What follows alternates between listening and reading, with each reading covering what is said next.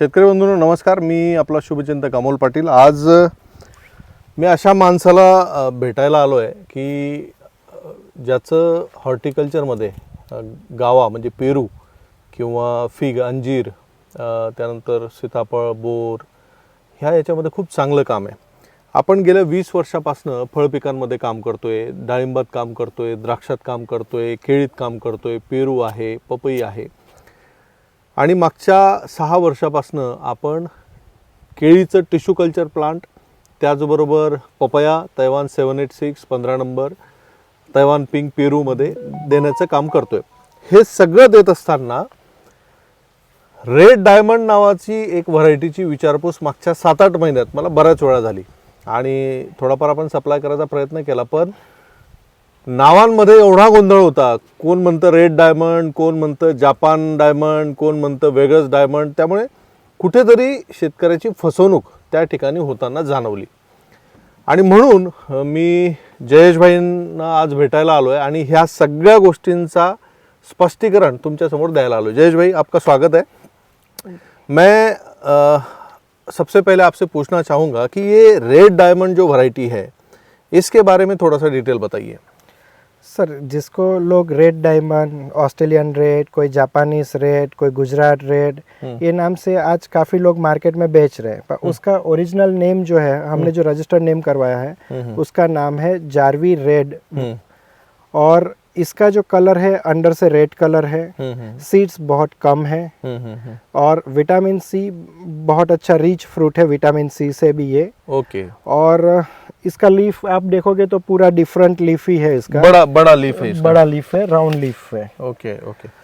और इसका टेस्ट आज सभी पेड़ों में सबसे अच्छा टेस्ट इसका ये है, इसी का मिलेगा. दोस्तों, अभी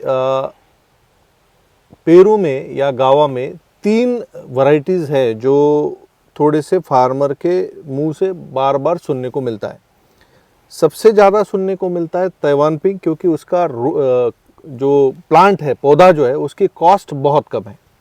दूसरा नाम सुनने को आता है वीएनआर का और तीसरा फिर ये जो कन्फ्यूजन है रेड डायमंड या जापानीज रेड या ऑस्ट्रेलियन रेड, उसका. तो सबसे पहली बात, मैं यहाँ पे जयेश भाई से जब मिलने आया तो ये जो कन्फ्यूजन है, ये सारा कन्फ्यूजन मैं सबसे पहले आपको दूर कर देता हूँ.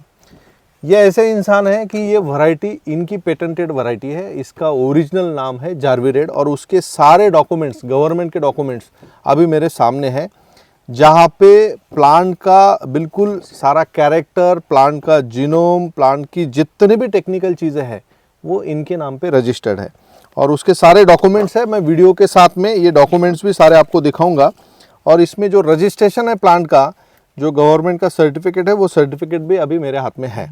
तो एक बात तो ये पहले क्लियर हो गई कि जो रेड डायमंड जो वैरायटी है उसका ओरिजिनल नाम है, क्या नाम बताया आपने? जारवी रेड. जारवी रेड. तो ये उनकी रजिस्टर्ड वैरायटी है. अब दूसरा सवाल, अभी लोगों के दिमाग में ये सवाल है कि मैं तैवान पिंक लगाऊं कि रेड डायमंड लगाऊं या जारवी रेड लगाऊं, तो उसको आप क्या जवाब देंगे?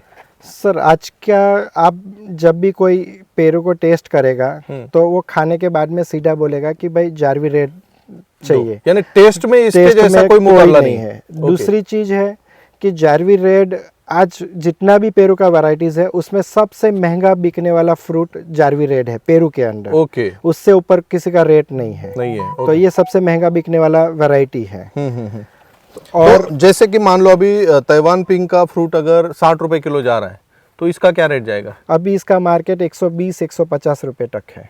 अच्छा, मिनिमम रेट क्या रहा इसका? इसका 70 रुपीज़ मिनिमम रेट रहा है। आप काफ़ी साल से जयेश भाई काम कर रहे हैं, मुझे पिछले 5 साल का रिकॉर्ड बताइए कि 5 साल में सबसे लोएस्ट रेट कितने रुपए का मिला है? 5 साल में सबसे लोएस्ट रेट जो हम क्वालिटी वाला फ्रूट का बोलते हैं उसका 70 से नीचे नहीं गया है। और सबसे हाईएस्ट रेट क्या? हाईएस्ट रेट गया है 150 रुपया। ओके, मतलब अगर ताइवान पिंक की मैं बात करूं या अदर जो यूपी की वैरायटी या लखनऊ वगैरह सरदार जो हम बोलते हैं उन वैरायटी से मैं अगर कंपेयर करूं तो लगभग 1.5 गुना रेट इसका ज़्यादा है, 1.5 से 2 गुना ज़्यादा है। अच्छा, तीसरा सवाल कि नॉर्मल जो वीएनआर का पेरू है या ताइवान पिंक है और जारवी रेड है, इन दोनों का लगाने से फ्रूटिंग का जो टाइम है तो कितना डिफरेंस आएगा? मतलब ताइवान पिंक का 6-7 महीने में भी फ्रूटिंग शुरू हो जाता है, तो इसका भी सर 8-8 महीने में चालू हो जाता है। और ये ज़्यादा विग्रोस प्लांट है। लगाने के बाद पहले 3-4 महीने ऐसे लगेगा कि ये प्लांट कब बड़ा होगा, पर 7-8 महीने में तो ऐसा हो जाएगा कि नहीं अभी हम लोग फ्रूट पकड़ सकते हैं। और काफ़ी सारे फार्मर्स लोग 8 महीने में ही फ्रूट पकड़ लेते हैं। तो मतलब उसका फर्स्ट हार्वेस्टिंग 12 महीने में आ जाता है। पण मित्रांनो, आपण मागचा जो पेरूचा व्हिडिओ केला त्याच्यात आपण ही गोष्ट क्लिअर केली होती की ताइवान पिंक आपण पहिल्या दिवशी लावलं, जून महिन्यात जर आपण प्लांटेशन केलं तर नेक्स्ट जूनला आपला हार्वेस्टिंग सुरू होऊ शकतं किंवा जुलै ऑगस्टमध्ये आपण हार्वेस्टिंगला प्लॉट येऊ शकतो। सेम जारवी रेड सुद्धा प्लांटेशन पासून सुरुवातीच्या काही काळात 1-2 महिने 3 महिने प्लांट थोड़ा स्टॉप राहतो, उसका फॉरन डेव्हलपमेंट नहीं होगा, पण 5-6 महिन्यानंतर त्याची डेव्हलपमेंट इतकी चांगली होईल कि 12व्या महिन्यात त्याच्यात सुद्धा आपल्याला हार्वेस्टिंग येऊ शकते। 12 महीने में उसका हार्वेस्टिंग आ सकता है। अच्छा, अब दूसरा, नॉर्मली जितने भी पेरू लगाने वाले फार्मर है या गावा लगाने वाले फार्मर है, ये 2-3 चीज़ों से ही ज़्यादातर डरते हैं। एक तो निमेटोड से डरते हैं, दूसरा उनको जो ताइवान पिंक का मेरे पास हिस्ट्री है कि उसको सेटिंग का कोई इशू नहीं है, उसको उल्टा प्रॉब्लम ये है कि थिनिंग करना पड़ता है, यानी उसमें वो लेबर लगता है। तो वैसे जारवी रेड में या रेड डायमंड में थ्रेट्स क्या क्या है, धोखे क्या क्या है? जारवी रेड में सबसे बड़ा जो उसका माइनस पॉइंट है कि 34 से आगे उसका सेटिंग नहीं होता है। मतलब फ्लावरिंग ओपनिंग जो होता है, पॉलिनेशन का जो टाइम बोलते हैं हम, उस टाइम पे आपका टेम्परेचर 34 से नीचे होना चाहिए। तो वो फ्लावरिंग ओपनिंग वाला जो टाइम होता है वो 3-4 दिन जो है उसके लिए वो बहुत ही मायने रखते हैं। और जब कई बार फार्मर लोग बोलते हैं कि अभी तो मेरा क्लाइमेट ठंडा है और मेरा ड्रॉपिंग हो रहा है, एक्चुअली क्या होता है फ्लावरिंग ओपनिंग के टाइम पे सेट नहीं हुआ है तो ड्रॉपिंग होगा 10 दिन के बाद। तो 10 दिन पहले क्या टेम्परेचर था उसका फ्लावरिंग ओपनिंग के टाइम पे, वो मायने करता है। ओके, मतलब मित्रांनो याच्यात फक्त एकच धोका आहे जो मला सुद्धा जाणवला सगळ्या गोष्टी समजून घेतल्यानंतर। मुळात पेरूमध्ये सेटिंग हा प्रॉब्लेम नाही आहे, पण ह्या व्हरायटीमध्ये रेट चांगला आहे, फळाची क्वालिटी बेस्ट आहे, टेस्ट बेस्ट आहे। एक मात्र वीक पॉइंट असा आहे की फक्त 35-37 डिग्रीच्या वर टेम्परेचरच्या वेळेस जेव्हा परागीभवन होतं, जेव्हा पॉलिनेशन होतं, त्यावेळेस टेम्परेचर 37च्या वर नाही जायला पाहिजे। 38-40 असं जर टेम्परेचर त्यावेळेस असलं तर मात्र सेटिंग होणार नाही। मग तो पिरियड कोणता? मार्च, एप्रिल, मे आणि आपल्याकडचा ऑक्टोबर, हे 4 महिन्यामध्ये त्याचं सेटिंग नाही आलं पाहिजे, म्हणजे फ्लावरिंग नाही आलं पाहिजे। म्हणजे थोडक्यात की पेरूची ह्या व्हरायटीची जी कटिंग आपण घेणार आहे, ज्या दिवशी टेम्परेचर 35-40च्या वर जाणार आहे त्याच्या 30 ते 40 दिवस आधी याचं कटिंग नको असावं, त्याच्या आधी असावं। कमीत कमी 60 दिवस आधी, 50 दिवस आधी त्याचं जर तुम्ही कटिंग घेतलं तर बरोबर त्याचं पॉलिनेशन जे आहे, परागीभवन जे आहे ते होऊन जाईल। अच्छा, मतलब आप उसको जब कटिंग मारते हैं तो आपका टेम्परेचर से कम 30-40 दिन पहले आप कट मारो तो ये कटिंग से, हाँ, कटिंग से 40 से 45 दिन में उसमें फ्लावरिंग ओपनिंग का टाइम आ जाता है। तो हर एक एरिया का अलग क्लाइमेट है, तो इस हिसाब से अपने हिसाब से उसको कटिंग मारना चाहिए। ओके, अभी दूसरा, टेम्परेचर जब डाउन होगा तो कितने डाउन टेम्परेचर तक सेटिंग हो सकता है? जैसे मान लीजिए नासिक, महाराष्ट्र में नासिक का फार्मर है, या फिर आपका महाबलेश्वर सातारा का फार्मर है, या फिर नागपुर का फार्मर है, वहाँ पे टेम्परेचर भी ज़्यादा, बारिश भी ज़्यादा और डाउन टेम्परेचर भी उतना डाउन होता है। तो उस फार्मर को नवंबर-दिसंबर में, अगर वो नवंबर में कटिंग लेता है तो दिसंबर में सेटिंग होगा? हाँ, हो जाएगा। तो लोएस्ट कितना टेम्परेचर तक setting? लोएस्ट हमने इसका जो हमारा एरिया का जो क्लाइमेट गया है तो 12 डिग्री तक हमने देखा है कि हमारा सेटिंग हो गया है। 12 से नीचे का अभी तक कोई ट्रायल नहीं हुआ है। यानी 12 डिग्री मिनिमम, 12 से 13 डिग्री आप पकड़ के चलो, जो अमूमन हमारे यहाँ नवंबर, दिसंबर और ज़्यादा से ज़्यादा जनवरी के 15 दिन, ये 2-2.5 महीने अगर हमने छोड़ दिए तो इतना लो टेम्परेचर हमारे यहाँ नहीं जाता है। तो दोस्तों ताइवान पिंक, वीएनआर और रेड डायमंड, जो जारवी रेड, ये तीनों वैरायटीज़ के बारे में मैं ऑलरेडी आपको ताइवान पिंक के बारे में और वीएनआर के बारे में काफ़ी कुछ बता चुका हूँ। जारवी रेड या जो रेड डायमंड, ये जो वैरायटी है, इसका जो जनक है वो हमारे साथ बैठे जिन्होंने ये वैरायटी डेवलप की है। अब अगर ये पौधे महाराष्ट्र में आपको चाहिए तो हम जयेश भाई से जुड़ चुके हैं और ऑथोराइज हम सप्लाई करने की कोशिश करेंगे।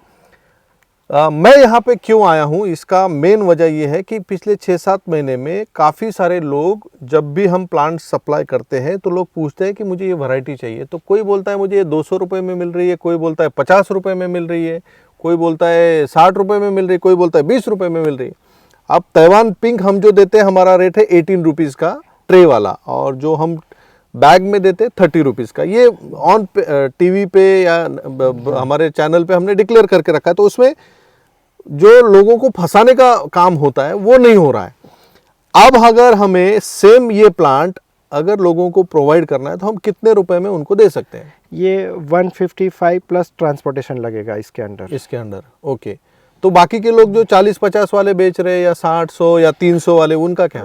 नहीं, जो सर 40-50 वगैरह में जो बेच रहे हैं तो उनका क्या होता है कि बाहर से कहीं से भी अनलीगल, वो अनऑथोराइज है, मतलब अनलीगल काम कर रहे हैं।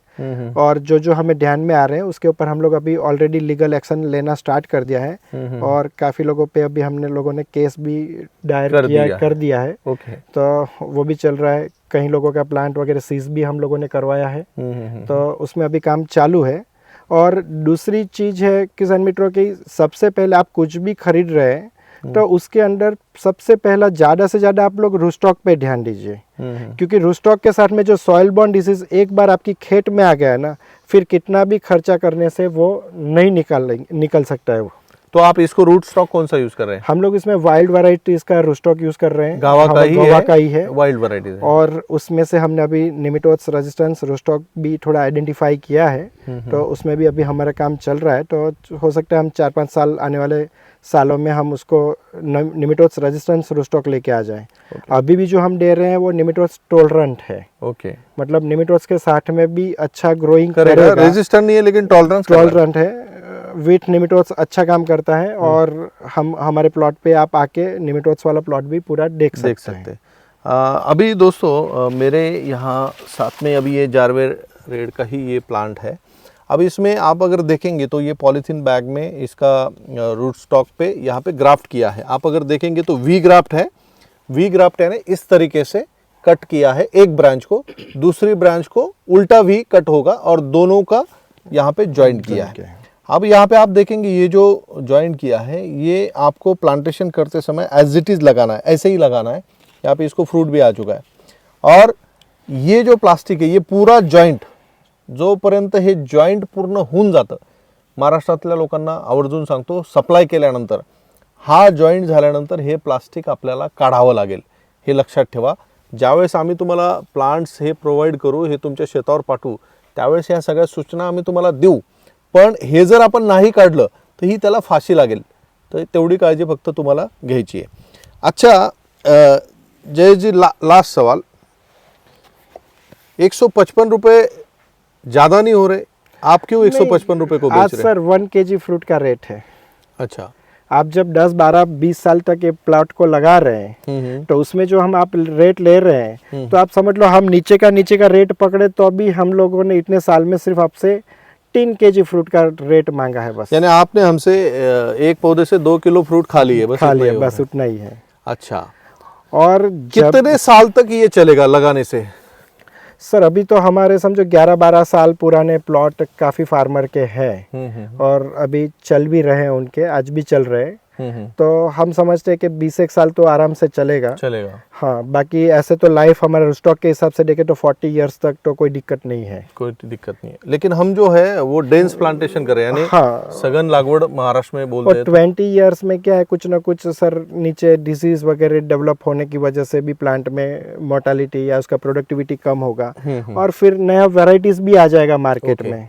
अच्छा, इसका जो स्पेसिंग है, आप क्या स्पेसिंग रिकमेंड करते हैं? हम लोग ज़्यादा से ज़्यादा 12-8 और नज़दीक से नज़दीक 10-8। 10-8। हाँ, उससे ज़्यादा कम मत लगाओ, क्योंकि ये ज़्यादा विग्रोस प्लांट है और इसका पूरा ग्रोथ भी अपर की तरफ होता है। तो इसका जो याचं जे अंतर आहे शेतकरी बांधवांनो, 12/8 किंवा 10/8, 10/8, 10/8, हा, दोन स्पेसिंग म्हणजे 8 फुटाच्या खाली येऊ नका आणि ओळीतलं अंतर 10 फुटाच्या खाली येऊ नका, असं त्यांचं स्पष्ट म्हणणं आहे. आपल्याकडे भरपूर प्लॉट आहेत, मी स्वतः सगळी खात्री केलेली आहे. आणि आपण मागच्या आठवड्यात बऱ्यापैकी प्लांट सप्लाय केले आहेत, मागच्या महिन्यात पण. आता इथून पुढे आपण जार्वी रेडचे जे प्लांट्स आहेत ते जळगाववरूनच आपण संपूर्ण महाराष्ट्रात देण्याचा प्रयत्न करणार आहोत. याचं सगळं डिटेल देण्याचा प्रयत्न केलेला आहे आणि खूप चांगली व्हरायटी आहे. रेटच्या दृष्टीने पेरूचं जो सध्या बाजारभाव मिळतोय, मागच्या 3-4 वर्षाचा 5 वर्षाचा अभ्यास केला तर पेरू हे पीक खूप चांगलं फायदेशीर ठरतंय. एक फळबागांमध्ये डाळिंब किंवा द्राक्ष किंवा संत्रा मोसंबी, विशेषतः विदर्भातले शेतकरी संत्रा मोसंबीला एक पर्यायी पीक म्हणून ह्या पिकाचा विचार करायला अजिबात हरकत नाही. तर जर तुम्हाला रेड डायमंड किंवा जार्वी रेड याचं जर बुकिंग करायचं असेल तर खाली स्क्रीनवर तुम्हाला नंबर दिसेल, त्या नंबरला तुम्ही कॉन्टॅक्ट करून बुकिंग करू शकतात. 155 रुपये प्रति झाड याचं पिशवीमध्ये असं व्ही ग्राफ्ट याचं रोप येईल आणि प्लस ट्रान्सपोर्टेशन जे लागेल ते तुम्हाला मिळेल. तर आशा करतो आजचा लाईव्ह तुम्हाला हे आवडलं असेल. धन्यवाद.